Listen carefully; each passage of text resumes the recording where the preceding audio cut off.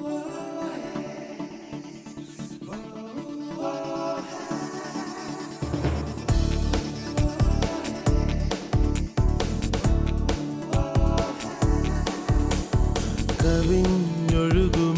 അനുഗ്രഹം, നിറഞ്ഞൊഴുകുമി അനുഗ്രഹം. കവിഞ്ഞൊഴുന്ന അനുഗ്രഹത്തിലേക്ക് ഒരിക്കൽ കൂടെ സ്വാഗതം. പ്രിയപ്പെട്ടവരെ, ലോകത്തിൽ എത്രയോ മഹാന്മാർ വന്നിട്ടുണ്ട്, ഗുരുക്കന്മാർ വന്നിട്ടുണ്ട്. പക്ഷേ കർത്താവായ യേശു ക്രിസ്തു അവരിലെല്ലാം വേറിട്ട് നിൽക്കുന്ന പല കാര്യങ്ങളുണ്ട്. അതിലൊന്നിതാണ്, ആ മഹാഗുരു പാപികളും അന്നത്തെ കാലത്തെ ചുങ്കക്കാരും എല്ലാവരാലും ഈ സമൂഹത്തിലെ ഏറ്റവും കൊള്ളരുതാത്തവരെന്ന് പറഞ്ഞ ആൾക്കാരുടെയും അടുക്കൽ പോവുകയും അവരുടെ കൂടെ ഇരുന്ന് സംസാരിക്കുകയും അവരുടെ കൂടെ ഭക്ഷണം കഴിക്കുകയും ഒക്കെ ചെയ്യുന്ന ഒരു ഗുരു. അത് നമുക്ക് ലോകത്തിലെങ്ങും കാണാൻ പറ്റുന്നില്ല. ബൈബിളിലെ ഒരു പ്രസിദ്ധമായ ക്രിസ്തുവിൻ്റെ ഉപമയാണല്ലോ മുടിയനായ പുത്രൻ മടങ്ങി വരുന്നത്. അന്ന് പറയപ്പെട്ട സന്ദേശം അതിനെക്കുറിച്ചാണ്. അപ്പം കർത്താവ് അന്ന് ഈ സമൂഹത്തിലെ കൊള്ളരുതാത്തവരെന്ന് പറയുന്നവരുടെ കൂടെ ഭക്ഷണം കഴിച്ചപ്പോൾ, ഞങ്ങൾ വലിയ മതത്തിൻ്റെ ആൾക്കാരാണ്, പരിശുദ്ധരാണെന്ന് സ്വയം അഭിമാനിക്കുന്ന ചിലർ യേശുവിനെ വിമർശിച്ചു. നീ പാപികളുടെ കൂടെ ഭക്ഷണം കഴിക്കുന്നല്ലോ. അവർക്ക് കൊടുത്തൊരു മറുപടിയാണ് മുടിയനായ പുത്രൻ്റെ മടങ്ങി വരും. അതായിരുന്നു അന്നത്തെ സന്ദേശം. നമുക്ക് സന്ദേശത്തിലേക്കും സാക്ഷ്യങ്ങളിലേക്കും പോകാം.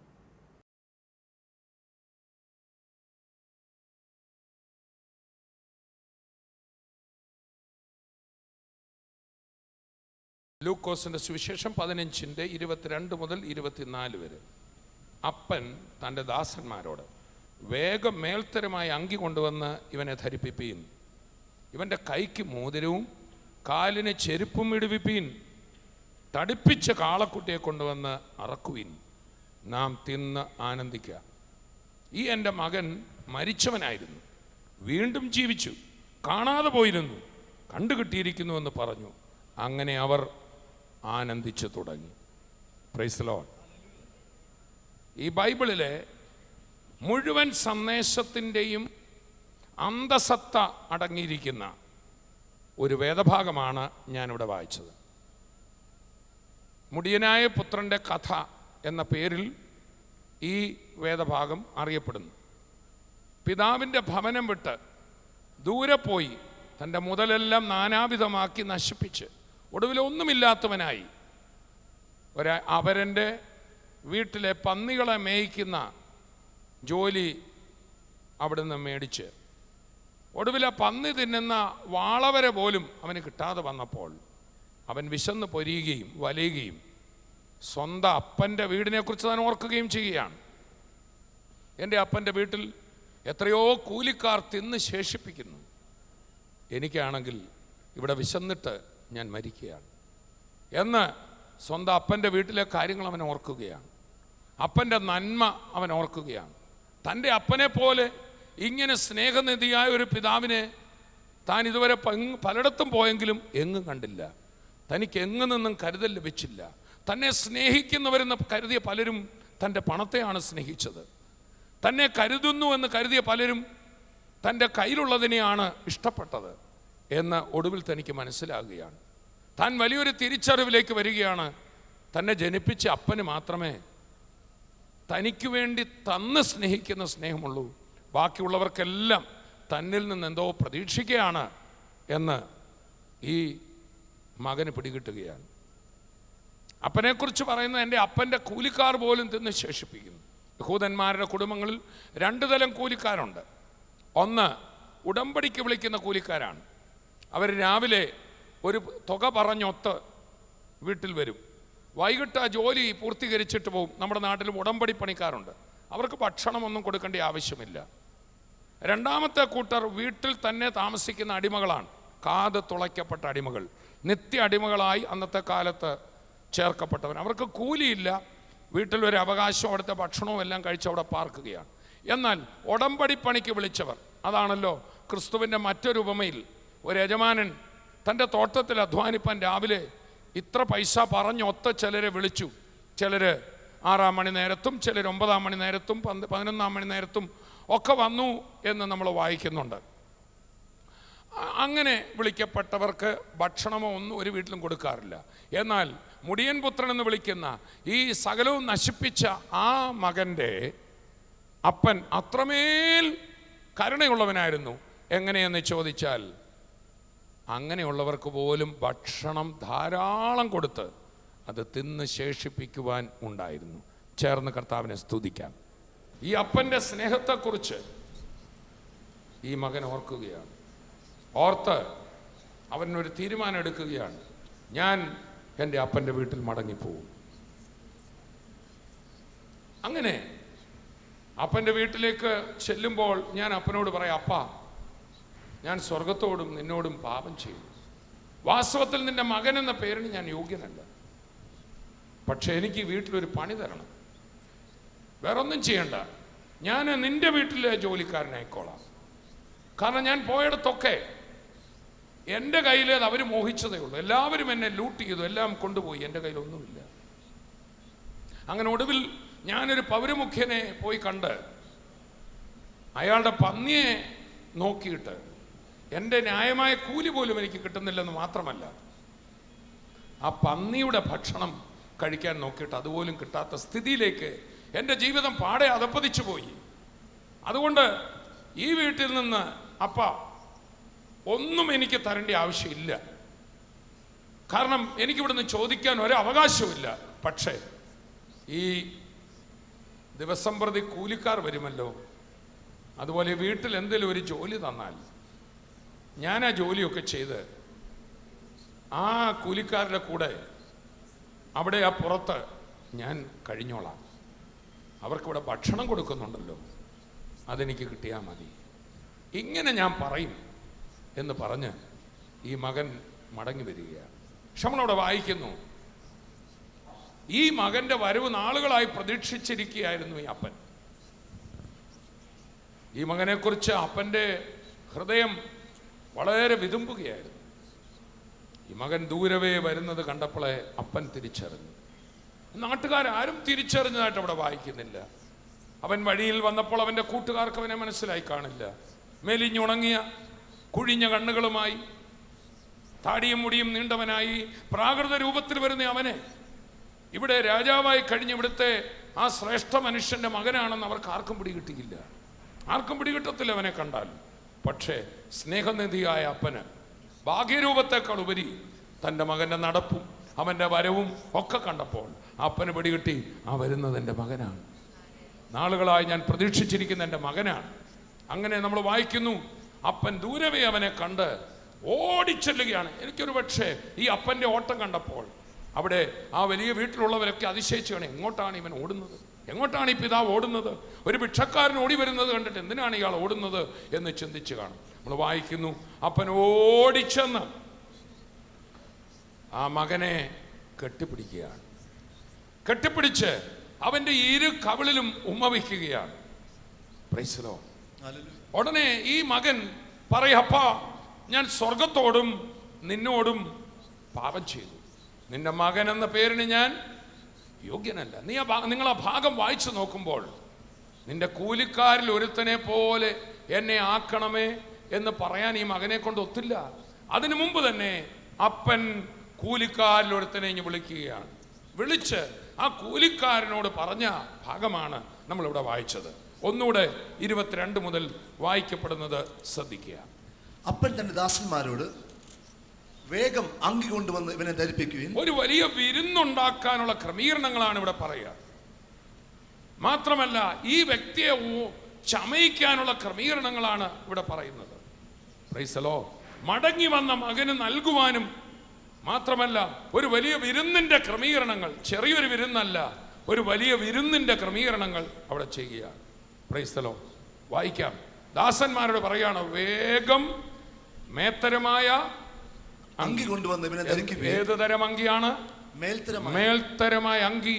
തൻ്റെ മക്കൾ ഇടുന്നത് കർത്താവിന് ഇഷ്ടമാണ്. മേൽത്തരമായ അങ്കി എന്നെയും നിങ്ങളെയും ധരിപ്പിക്കാൻ കർത്താവ് ആഗ്രഹിക്കുകയാണ്.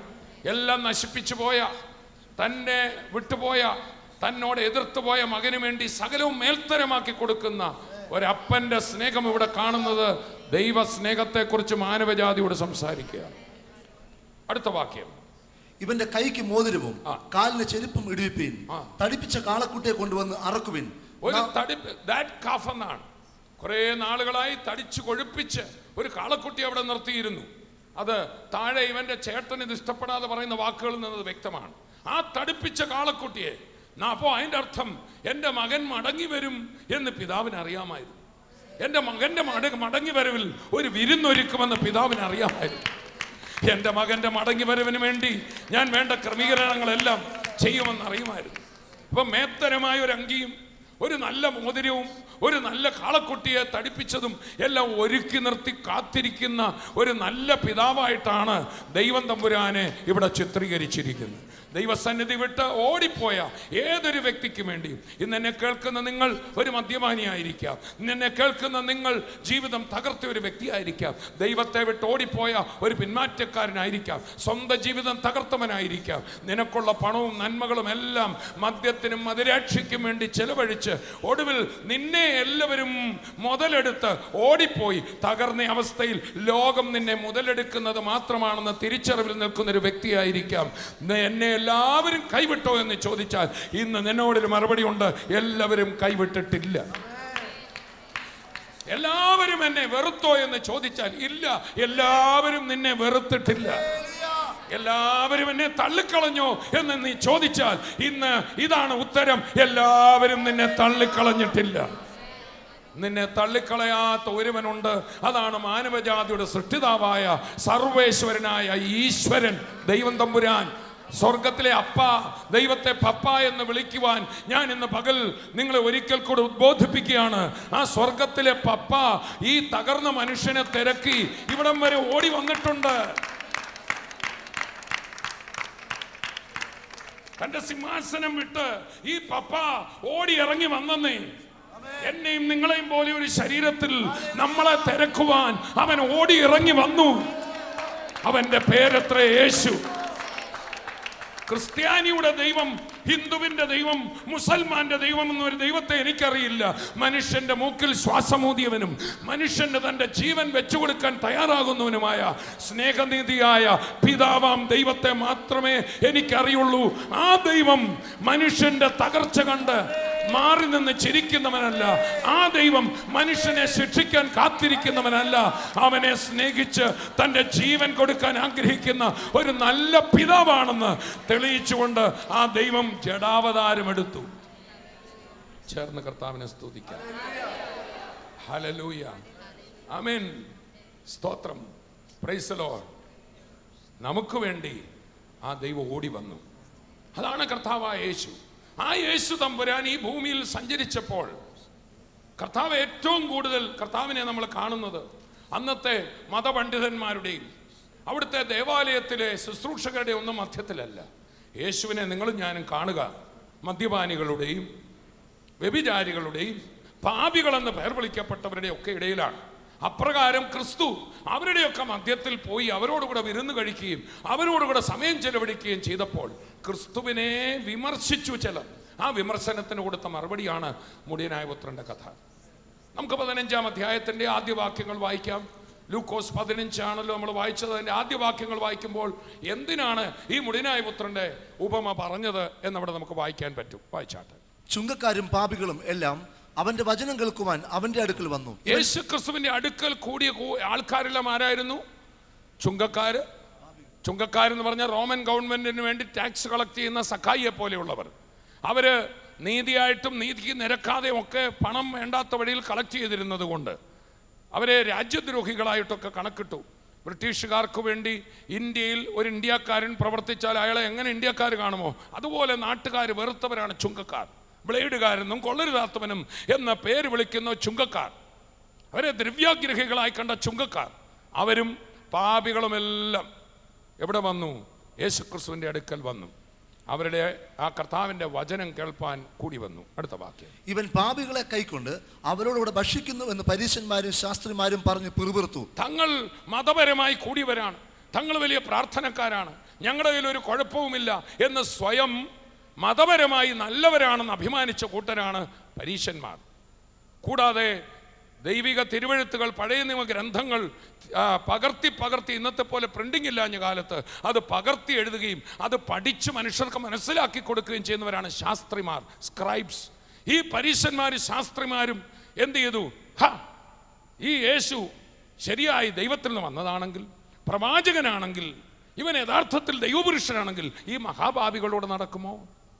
എന്നാൽ പ്രിയപ്പെട്ടവരെ, അവർക്ക് കർത്താവ് കൊടുത്ത മറുപടിയാണ് തുടർന്ന് നമ്മൾ വായിച്ചാട്ടെ. അവരോട് അവൻ ഈ ഉപമ പറഞ്ഞു, നിങ്ങളിൽ ഒരാൾക്ക് 100 ആട് ഉണ്ടെന്നിരിക്കട്ടെ, അതിൽ ഒന്ന് കാണാതെ പോയാൽ. കഥകൾ യേശുവിടെ പറയാണ്, നിങ്ങൾക്ക് ഒരാൾക്ക് 100 ആടുണ്ട്, അതിൽ ഒന്ന് കാണാതെ പോയാൽ വൈകുന്നേരം ആ തിരിച്ചെത്തിയതിനോടായിരിക്കുമോ നിങ്ങളുടെ മനസ്സ്? കാണാതെ പോയതിനെ കുറിച്ചായിരിക്കുമോ? ഇതുപോലെ ഒരു ഉപമ ലോകത്തിൽ മറ്റാര് പറഞ്ഞിട്ടുണ്ട്? യേശു പറയാണ്, അത് തന്നെയാണ് ഞാൻ ഈ ചെയ്തുകൊണ്ടിരിക്കുന്നത്. ചേർന്ന് കർത്താവിനെ സ്തുതിക്കാം. തുടർന്ന് പറഞ്ഞാൽ, ഒരു സ്ത്രീക്ക് 10 ദ്രഹ്മപ്പണമുണ്ടെന്നിരിക്കട്ടെ, അതിലൊന്ന് കാണാതെ പോയാൽ ആ കയ്യിലുള്ളതിനെ കുറിച്ച് അല്ലല്ലോ അവൾക്ക് വിചാരം, നഷ്ടപ്പെട്ടതിനെ തൂത്തുവാരി എടുക്കില്ലേ? ഈ പറഞ്ഞു വന്നതിൻ്റെ അർത്ഥം, ആത്മീയമായി ഉയരങ്ങളിൽ ഇരിക്കുന്നവരെന്ന് പറയുന്ന നിങ്ങളോട് ഞാൻ പറയട്ടെ, ഈ നാശപുത്രന്മാരെന്ന് നിങ്ങൾ പറയുന്നവൻ നിന്റെ സഹോദരൻ തന്നെയാണ്. ഇന്ന് രാവിലെ ഞങ്ങൾ പ്രാർത്ഥിക്കുമ്പോൾ, ഞാനും സുനിൽ ബ്രദറും ഷാജി ബ്രദറും ഒന്നിച്ച് പ്രാർത്ഥിക്കുമ്പോൾ, സുവിശേഷീകരണത്തെക്കുറിച്ച് നമ്മളാരും പ്രൊഫഷണൽ ആകരുത് എന്ന് ഞങ്ങൾ തമ്മിൽ പറയുകയാണ്. മൈക്കുണ്ടെങ്കിലേ പ്രസംഗിക്കൂ, സ്റ്റേജ് ഉണ്ടെങ്കിലേ വചനം വരൂ. നമ്മൾ പ്രസംഗ തൊഴിലാളികളാകുവാനല്ല ദൈവം നമ്മളെ വിളിച്ചത്. നമ്മുടെ കർത്താവിന് ഇന്ന് ഈ മീറ്റിങ്ങിന് നിൽക്കുമ്പോൾ നല്ലൊരു പ്രസംഗം ഇവിടെ അവതരിപ്പിക്കാനല്ല, തൻ്റെ ആ സ്നേഹം നുകരാൻ കഴിയാതെ തകർന്നിരിക്കുന്ന മക്കളെ ഒന്ന് വാരി പുണരുവാൻ നമ്മുടെ കർത്താവ് ഇന്ന് ഈ ഓഡിറ്റോറിയത്തിൽ വന്നിരിക്കുന്നത് ഓർത്ത് ഞാൻ എൻ്റെ കർത്താവിനെ സ്തുതിക്കുക. നമുക്കെങ്ങനെ പ്രസംഗം നിവർത്തിക്കണം, നമുക്കെങ്ങനെ അത് TV വഴി കാണിക്കണം, അതിൻ്റെ സാങ്കേതികത്വമൊന്നും അല്ല നമ്മളെ ഭരിക്കേണ്ടത്. നമ്മളെ ഭരിക്കേണ്ടത് ഇവിടെ വന്ന ഓരോ മനുഷ്യൻ്റെ ഹൃദയത്തിൻ്റെ നിലവിളി. അവൻ പറ്റിപ്പോയി, അവൻ തെറ്റിപ്പോയി, അവൻ അകന്നുപോയി, അവൻ ജീവിതത്തിൽ നശിച്ചുപോയി മുടിയനായ പുത്രൻ. എന്നാൽ അവൻ എങ്ങനെങ്കിലും അപ്പൻ്റെ അടുക്കൽ വരുവാൻ ആഗ്രഹിക്കുകയാണ്. അങ്ങനെ ഇന്ന് വന്ന ഒരു മക്കളെയും കർത്താവ് തള്ളിക്കളയുകയില്ല. ഞാനും സഹോദരന്മാർ സംസാരിച്ചപ്പോൾ പറയായിരുന്നു, വാസ്തവത്തിൽ സുവിശേഷീകരണം എന്ന് പറഞ്ഞാൽ എന്താണെന്നറിയാമോ? ഒരു വീട്ടിൽ 2 മക്കൾ പിറന്നെന്നിരിക്കട്ടെ, അല്ല കുറേ മക്കൾ പിറന്നെന്നിരിക്കട്ടെ, അതിൽ 2 പേര് ജനന സമയത്ത് തന്നെ വീട്ടിൽ നിന്ന് ആരോ മോഷ്ടിച്ചു കൊണ്ടുപോയെന്നിരിക്കട്ടെ, അവർ വീട് വിട്ടു പോയി. അതിൽ ഒരു മകൻ അവൻ്റെ വീട്ടിൽ തിരിച്ചെത്തി, മറ്റേ മകൻ ഇപ്പോഴും ഒരു അനാഥനായി പോകുകയാണെന്നിരിക്കും. തിരിച്ചെത്തിയ മകൻ വീട്ടിൽ വന്നപ്പോഴാണ് മനസ്സിലായേ, അയ്യോ ഇങ്ങനെ ഒരു അപ്പൻ എനിക്കുണ്ട്. ഇവർക്ക് 2 പേർക്കും അറിയില്ലായിരുന്നു എനിക്കൊരു നല്ല അപ്പനുണ്ടെന്ന്, എനിക്കൊരു നല്ല അമ്മയുണ്ടെന്ന്, എനിക്കൊരു നല്ല വീടുണ്ടെന്ന് അവർക്കറിയില്ല. അവർ തെരുവോരങ്ങളിൽ വളർന്നവരാണ്. എന്നാൽ തിരിച്ചെത്തിയപ്പോഴാണ് മനസ്സിലായത്, ഞാൻ തെരുവ് പുത്രനല്ല, ഞാനൊരു രാജാവിൻ്റെ മകനാണ്. 1-2 പേരോട് പറഞ്ഞാട്ടെ, നിങ്ങൾ തെരുവ് മക്കളല്ല, നിങ്ങളൊരു രാജാവിൻ്റെ മകനാണ്. നിങ്ങളൊരു രാജാവിൻ്റെ മകനാണ്. സകലവുമുള്ള മഹാസമ്പന്നനായ ഒരു രാജാവിന് പിറന്ന മക്കളാണ്.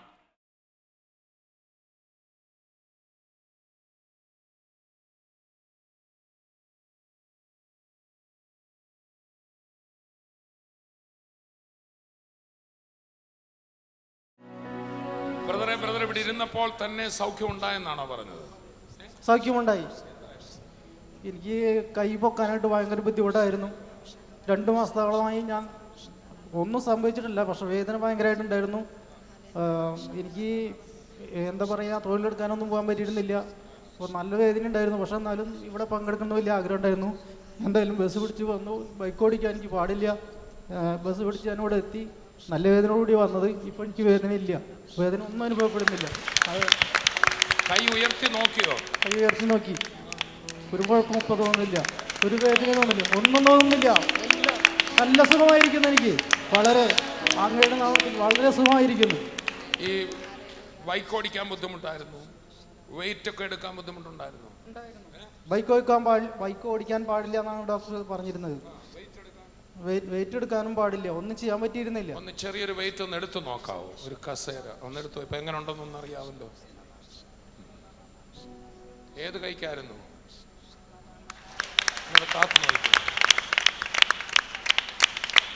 എന്നിട്ട് എങ്ങനെ ഉണ്ട്? ഒരു വേദനയില്ല, ഒന്നും അറിയുന്നില്ല, ഒരു പ്രശ്നവും എനിക്ക് തോന്നുന്നില്ല. അങ്ങനെ ഉണ്ടെങ്കിൽ ആ സ്പീക്കർ ഒന്ന് എടുത്തു നോക്കാവോ?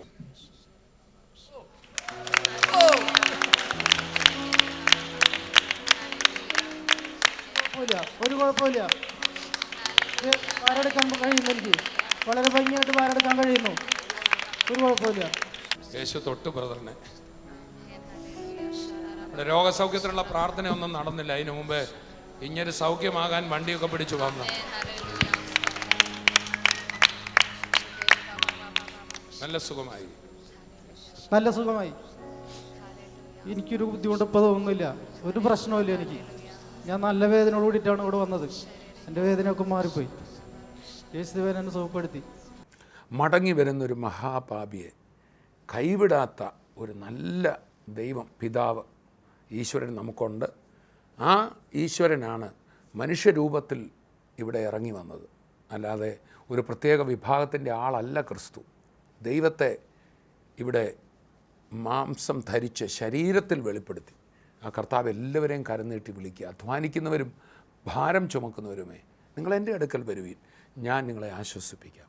എത്ര മഹാപാപിയായാലും എല്ലാവരും തള്ളിയവരായാലും ഇരുകരവും നീട്ടിയ കർത്താവ് സ്വീകരിക്കുന്നത്. അതാണ് മുടിയനായ പുത്രൻ്റെ ആ സംഭവം നമുക്ക് മനസ്സിലാക്കി തരുന്നത്.